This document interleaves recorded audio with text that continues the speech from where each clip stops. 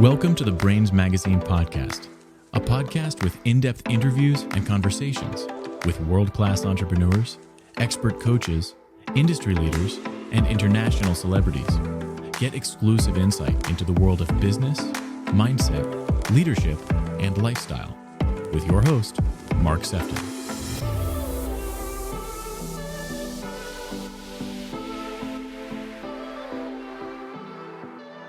I want to welcome you to the next episode of the Brainz Magazine podcast. And today we have Dain Dunston. Dain is an executive coach in conscious leadership. He's also helping leaders develop in radical self-awareness. That is absolutely my jam, Dain. So I'm really looking forward to tapping into some of your wisdom. I think we're going to have a lot of fun today. We are, Mark. Thank you. Great to meet you and great to be here with you. Absolutely. Now, even from the get-go, whenever I see or hear the word self-awareness, it's like my antenna just goes a bit crazy because I feel like everything starts at the self-awareness level. How can we heal? How can we grow? How can we move? How can we evolve without knowing self? Yeah, I think, it's almost like it's something we lost. If you think about it, we've got this rich kinetic sensory body, right, that feeds us all sorts of input. We've learned over centuries as humans to pretty much shut that down. The only time we respond to it is sort of in a deep feeling of love or a deep feeling of hate or anger. Most of the time in between, we're walking around with our body trying to send us signals, and we're not paying attention to them. So we're walking around in a low-key sense of not feeling good, and then not even thinking about it. So one of the things we work with clients on is like, okay, just take a second, stop. How does this feel? What are you feeling in your arms, in your skin, in the back of your neck? Is it feeling good? Oh, great. Well, then let's go on. And if it's not feeling good, then where are you? What's happening that's shutting that down? So a lot of times people think self-awareness is just where my mind is or where my thinking is, but it's more like, are you understanding the signals that are coming from your heart, from your gut, from your skin? And what's that telling you? I love that you're talking about feeling the awareness, your response. And that's a practice in itself, because some people are afraid of feelings, aren't they? Yeah, feelings are really scary. We sort of grow up saying, I can't feel that. I can't handle those feelings. And that goes into all of our relationships. It goes into our work. It goes into how we feel about the world around us. Please don't let me see the cover of a newspaper. Oh my God, what's going on in the world? Rather than being able to say, okay, well, whoa, wait a minute. Why am I having this sense that feels so uncomfortable? Where's that coming from? What do I need to go in and interrupt to clean that up? Absolutely. And it goes back to being confident and having the courage to be able to listen and feel even when it's uncomfortable or maybe alien. But I think it always starts with our relationship with self, doesn't it? It does. And listen, it's not always easy, obviously. But with practice, you start to go, oh, whoa. There I went again. That was little Dain saying I'm not worthy, or whatever it is. Okay, I don't want to feel that. So let me just do this. I'm doing good. I'm on Mark Sefton's podcast. I mean, what could be better in my life? All right, let's relax and have fun. So that's we have to teach ourselves how to do that, to catch ourselves in those moments. And I use the phrase a lot in coaching, amused curiosity. Amused curiosity is that sort of laughing Buddha Zen mastermind where you say, oh, look what I just did. I just yelled at the dog. Okay, what's up with me? Why am I doing that? Okay, go in. Oh, I'm a little worried about that thing with the client and in that place, and how do I fix that? Oh yeah, stop worrying about that, because that's not helping you right now. Yeah, bringing it back to now is so important, because often anxiety's into tomorrow, where we kind of worry about what's ahead, and we lose sight of now. How do we become radically self-aware, then, Dain, from your experience? It's really, I'm going to use the term changing minds. And more than just saying, well, I don't want to feel that way, I want to feel differently. It's literally understanding that, to be very simplistic, we sort of have two minds. And the first one is the mind I call the synthetic self. So if you think about it, we grow up as children. We're sort of a blank slate in a sense. We're not, because there's things that are already in there from wherever, whether it's birth or even from other places where we're getting knowledge or understanding. But we start being curious about what's going on around us. And we start to be able to see finally, and we can see the face of our mother or our father, and these enormous creatures over there, and they're feeding us and they're talking to us. And we're thinking, I can't do any of that. I can't talk, I can't move, I can't eat, I can't, oh no. And I just pooped my pants. Oh my God, I'm no good at all. And then we grow up and we get into groups of other little children. And think about this. We believe what they tell us about ourselves. We form about half of what we think we are from the opinions of other 4-year-olds. And we carry that through our entire life. So over the years, we build a construction. I am a woman. I am of a different color. I am poor. My parents left me alone. I'm uneducated. All of these things. And we sort of build this story of ourselves about us being less than, or being no good, or whatever it is that we think about ourselves. I was working with some hospice people. A friend of mine is the head of hospice here in Austin. And they had a little book that talked about what they think happens at the end of life is deconstruction. That we go into, not a coma exactly, because we can still sometimes hear and sense the people in the room with us. We go very deep inside and we start to deconstruct all those things. So I'm a woman and I'm not allowed to run things. I'm going to let go of that. I grew up poor and I wasn't very educated. I'm going to let go of that. I'm short and I never thought I was very pretty. I'm going to let go of that. And over time, we let go of all of that. So, but that's too bad that we're doing that in the last week of our life, right? What if we could do that every moment or every morning? Like go in and say, whoa, whoa, whoa, whoa, whoa. Dain, that's a construction that you have in the way you think of yourself, from things your mother said, your father said, your sister said, other kids around you said, teachers, whatever. What if you could let that go? So that's the synthetic self. It's a synthetic in the sense that we constructed it. On the other hand, we've got this mind that's deep inside ourselves. And it's always there. I use the term amused curiosity. That's where that mind is coming from. It's watching the scene almost like it's a movie, and you're on your Harley Davidson roaring through the woods, leaning back over with your gun and shooting at the police car that's chasing you. And the other mind is saying, wow, look at you. You've really lost it. You're being chased by the police, shooting them. You're about to crash into a tree. I wonder what's going to happen to you next. And that mind has no fear. So I call that the essential self. And we have some ways that we help clients go in and find what their true essential self is and start to work from there. Okay, interesting. I guess that's where that phrase comes from. I'm in two minds, right? Yes, exactly. And the truth is, we have the ability to change minds. Nobody ever taught us how to do it. Mm. Okay, good. Well, I think we'll probably explore that a little bit. So yeah, your book is called Being Essential, right? Yes. So it's 7 questions for living and leading radical acceptance. I'd love to know what are these 7 questions, and kind of, is this a part of how you are helping people kind of tap into the right mind? Yeah. So let's start right in the middle. I was with a CEO back in early 2013, and this is where a lot of this work started to materialize for us. He had just been made CEO of a company that was like number 300 on the Fortune 500, right?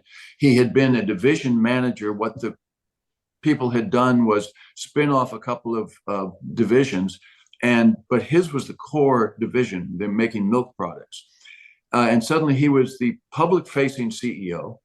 He had a C-suite of leaders who had been with him, but they'd been, a few levels down. Now they're the public-facing CFO, the public-facing chief marketing officer. And he said, look, every time I walk through the building, he said, I just feel everybody's staring at me, like they're trying to read my body language to decide how things are going. He says, it's really a lot. I said, okay, here's what you do. Next time you get up from your desk, and every time you get up from your desk, I want you to ask yourself two questions. Stand there just for 2 seconds. And here's the two questions. Who am I being? And what do I want? And the language is very specific. It's not who should I be? Who did I promise in Sunday school I would be? Who would I? No, it's literally in this moment, who am I being? I'm being really angry. I'm feeling really frustrated. Okay, and then what do you want? Well, I want to go down the hall and yell at him and see why did he make that mistake? And I want to, okay, let's stop. The language is really specific. And here's what happens. Asking who you're being changes who you're being. Just literally asking the question changes who you're being. And changing who you're being changes what you want. So in that context, okay, who am I being? I've lost my temper. Okay, what do I want? I don't want to lose my temper. I want to get my temper and presence back, and let me go and have a talk and see what this, but I want to come in with a clear mind. So just right there, I caught myself understanding that I'd lost my temper. I said, I don't want to do that. I got it back. I had a talk with David Abney, who was the former CEO of UPS.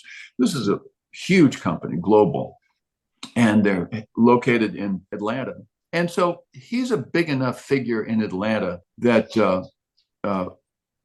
people would know him. He says he starts to be very aware of who he's being literally the minute he pulls out of his driveway, because woe unto the stock price if somebody in traffic should see him flip another driver off or shake his fist and get angry. And now the stock drops 2 points because David Abney is clearly unstable.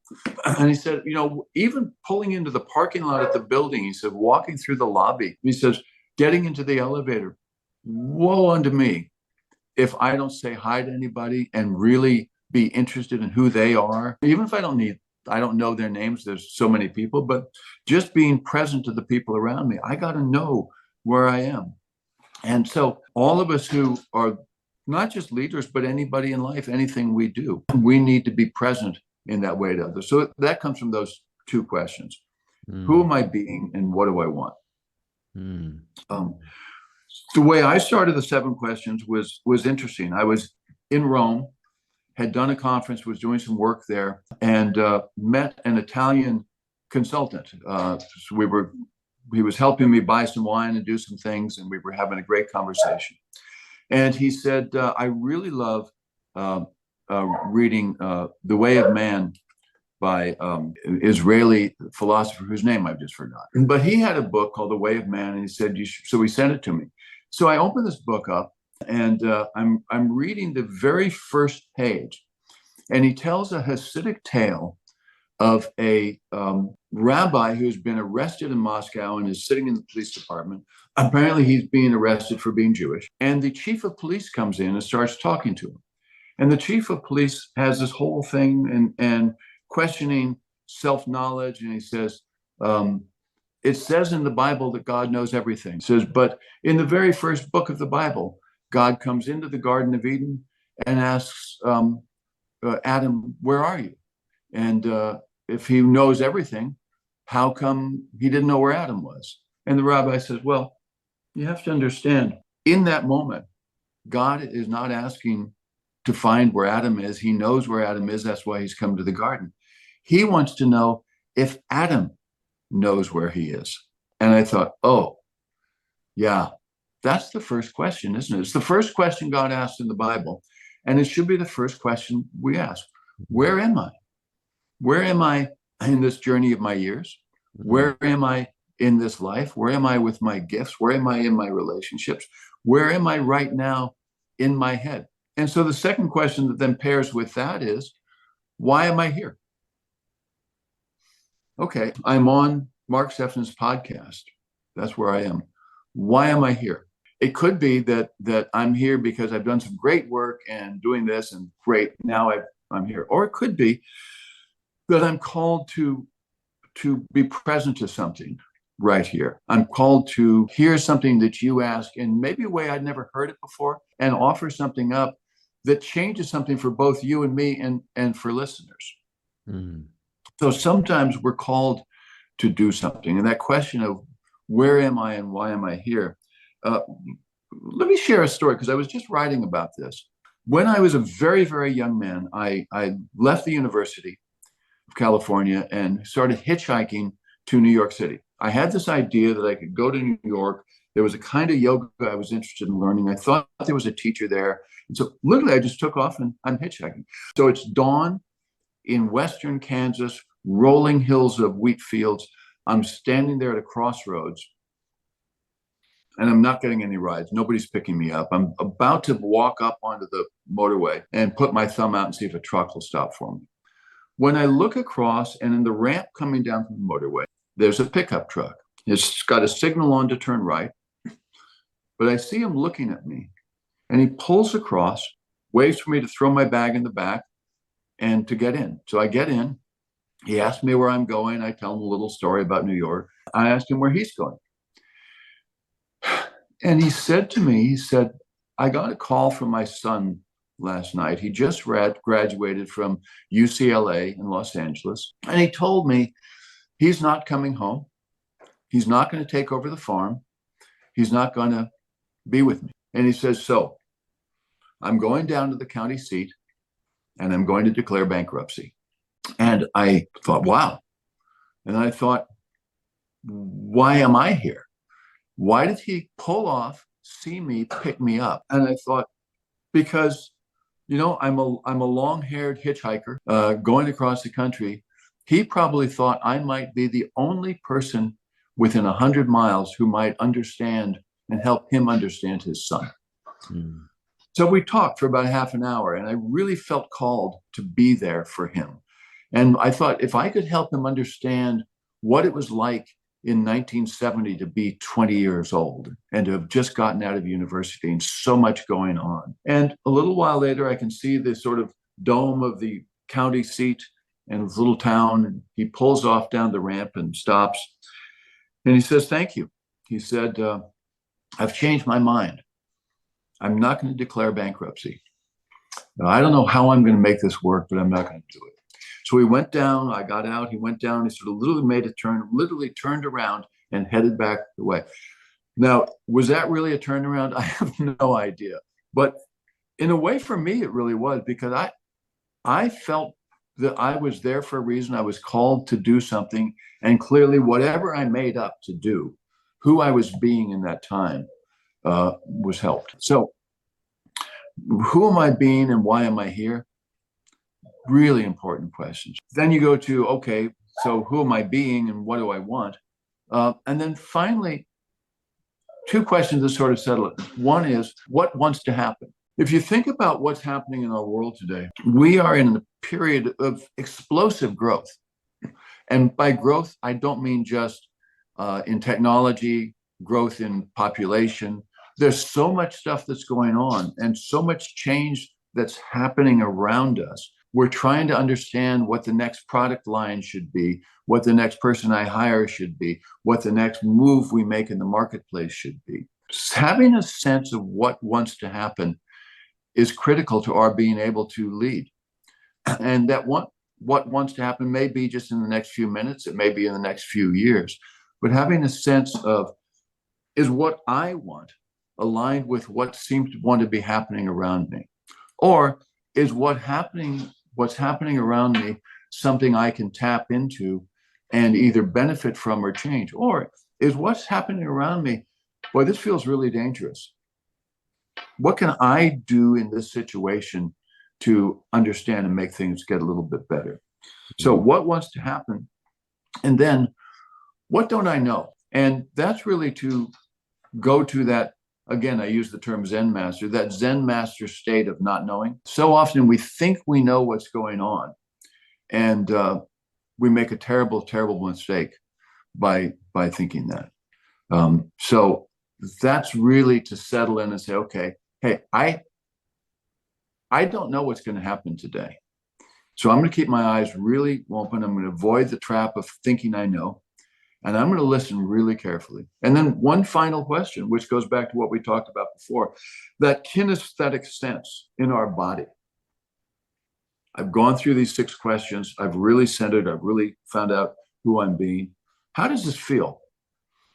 And if it feels great, good. I'm ready for my day. I'm ready for the next hour. I'm ready for my next meeting. And if it doesn't feel good, then where am I? And I'm sort of back at the beginning. Maybe I run through it quickly again to find, okay, what's in there that's not letting me get centered, get clear? Does that make sense? Absolutely. And the thing that I enjoy actually is that you're a wonderful storyteller, and I find that anybody that is self-aware and conscious and intentional, I love the stories from way back when, where you had the ability to recall that to the events that happened like in Rome.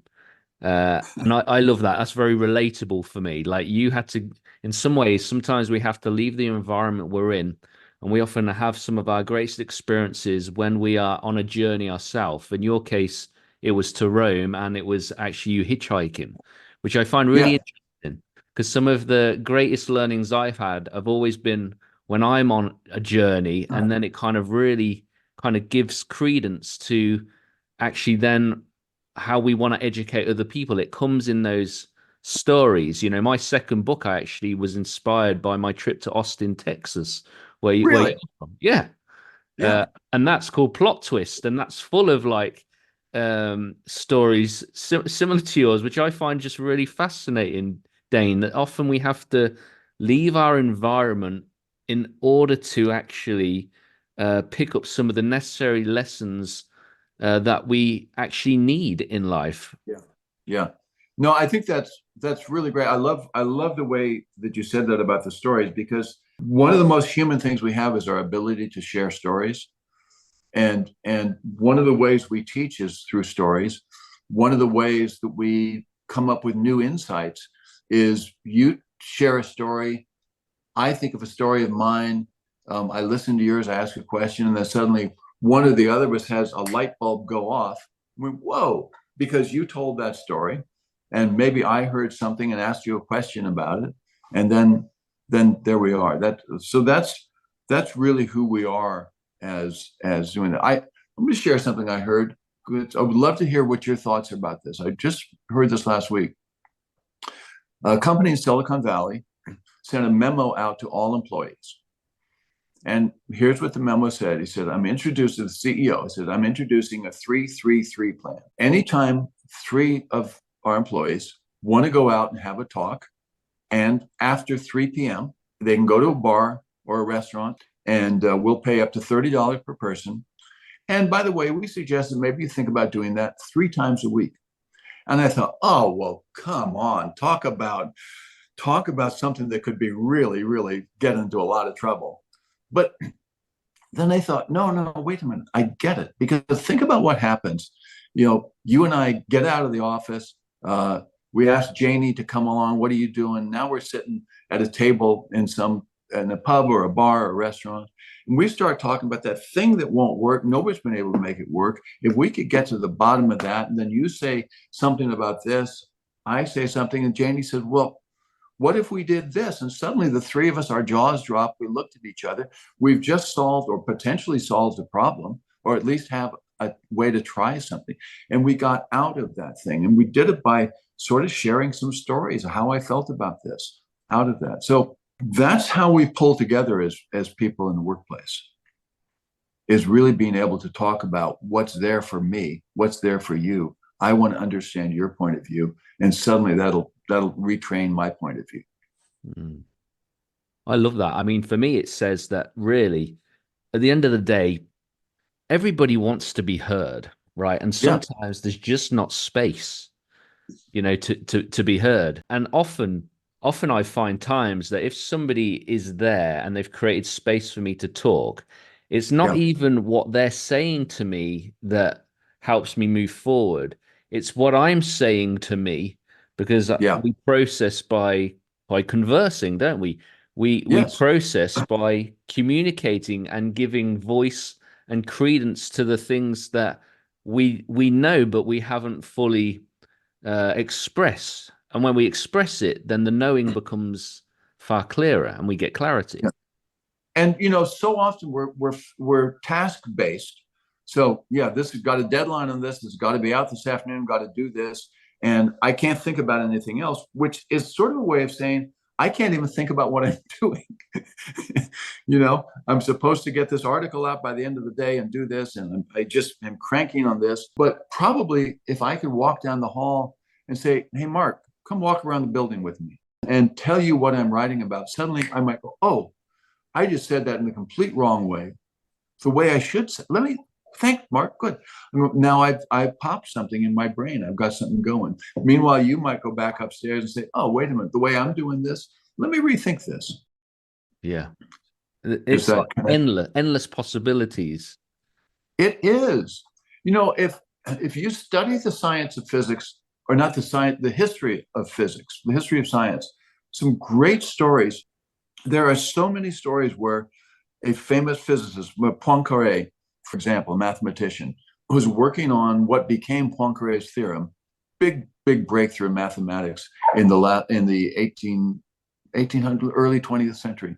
Couldn't get it. Finally, just was so discouraged. He said, "To hell with this." Called his family together and said, "Come on, we're going down to the south of France for the weekend." They took a train down.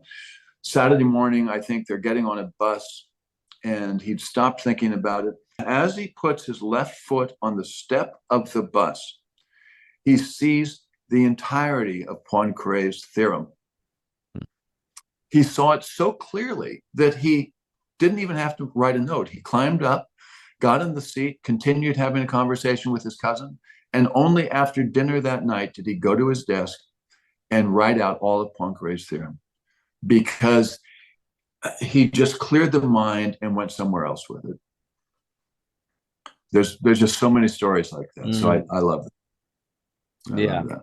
I mean, there's so much that you've said that I love. Like when you were saying about that one way back about in the Bible, Yeah. I really understood that as well, of the sense of that God was asking Adam for his benefit, like for Adam's benefit, to be able to reflect on where am I. And it's interesting because that guy who picked you up in the truck, who was gonna go and declare bankruptcy, he obviously was also in this place of wondering and journeying and bringing back someone to their why or their purpose or their knowing. Yeah. I think it's beautiful. I really have enjoyed like a lot of the stories that you shared there, Dain. I have one final question before we bring this into land. But why is it that so many leaders may know what to do, but no clue of what they need to be? That's a great question. I think look at the way we've been taught about what leadership is. Right? There's a great story about an MBA who gets hired at this tech company. Very important job, really important, and or he thinks it is. He comes in, and the person from HR who's going to shows him around, takes him into a room and says, "Here's where you're going to start." And she hands him a broom. "I want you to sweep out the laboratory and make this room clean." And he says, "Me?" He says, "That's not what I'm here to do. I have an MBA." He says, "Oh, you have an MBA. I didn't realize that. Let me show you how to use a broom." Sometimes we're so involved with the way we've been trained that we miss the important thing. The purpose of that morning was to clean out the lab. It was going to be his lab. He thought he was going to be making important decisions. No, the thing is knowing what we have to do. So I think so much of that, the way we've been trained. Look, my father was on the fast track to be a CEO by the time he was 45 years old. And he was trained that you give orders and people do what you say. Therefore, he has to know everything. Therefore, he can't show that he has any doubt or any discovery or anything. He has to tell people what to do. And that was very, very difficult. He was good at it, but it was difficult. And I could see the tension and stuff. I knew by the time I was 13, 14, that I didn't want to do that. What's happened now is the leaders that we work with are going, that's not who I am. I want to know what Mark knows. I want to know what Mark thinks. I want to figure out how we do this together. I want to elevate people, not have them subservient to my brain. I love that. I think ego is one of the things that traps us as leaders. A little bit of success, a little bit of power. Sometimes it can drive people to just being entitled. And what is it that I can get, rather than actually realizing that if you give, my favorite proverb is, "He who refreshes others will be refreshed." And actually, when we give of ourselves, even if somebody else is succeeding, we are always succeeding when the person that we've developed or helped succeeds. It's like it becomes the byproduct of. And for me, my heart is always to create the win-win, because win-win brings unity, and a win-loss creates division. And as leaders, it is in the being, but also in showing up. Yeah. What if one's goal could be to be the best first boss that anybody ever had? So people come into this company, they see you, they work with you, but they also see you seeing them. They see that look in your eye when you kind of chuckle, and you know that they're still working out who to be, but you feel that from that person, and you want to live into that. The sense that they trust you, the sense that they admire you, the sense that they know you're going to make mistakes and it's all right. If you can do that, and if you can be that as a leader, wow, I want to work for you. Exactly right. How do people get their hands on being essential, and what's the best way for people to get in touch with you, Dain? The book's generally available in any of the online bookstores, as far as I know, certainly Amazon and all of those. I know that I don't think it's in any other foreign languages yet. It's only in English, but so it's there. Reservoir.llc is our company. You can reach me through there, and talks about what we do. What we really focus on is helping leaders really be great and run great organizations. And just finally, because I always like to create this space now, but is there anything intuitively that you just feel like you want to leave with us to consider, and maybe sow a seed where we can kind of sit with and process over the next few days? I was on another podcast, and the question came up, have you changed your mind about anything recently? And I thought, well, let's see, politically, do I? And suddenly I went, oh, wait a minute. Yes, I have. When I was writing the book, I was this great optimist until I got into the section of writing about the dangers of pessimism and what pessimism really was. And suddenly I went, holy cow, I am a pessimist. I've been a pessimist all my life. I never saw that. I'm this outgoing guy. I thought I was this positive guy.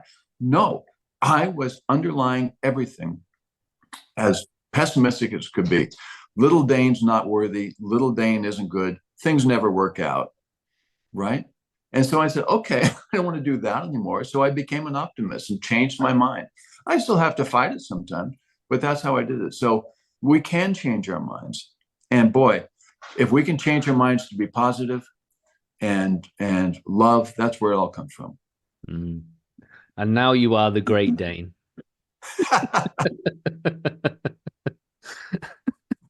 Woof. Yeah, I've heard your dog trying to get in onto the podcast today. Yeah, I Well, think he has a couple of opinions he wants to share. he's going to be desperate. Once you finish it and open that door, he's going to be woof. Yeah, he's going to be crazy. Dain, it's been so good to have you on the Brainz podcast today. Thanks, Mark. Love it. Thank you so much. It's great to be here. Thank you for joining this episode with me, Mark Sefton. I hope you've really enjoyed it. Feel free to leave us a positive review on iTunes, and I look forward to welcoming you back to the next episode of the Brainz Magazine podcast.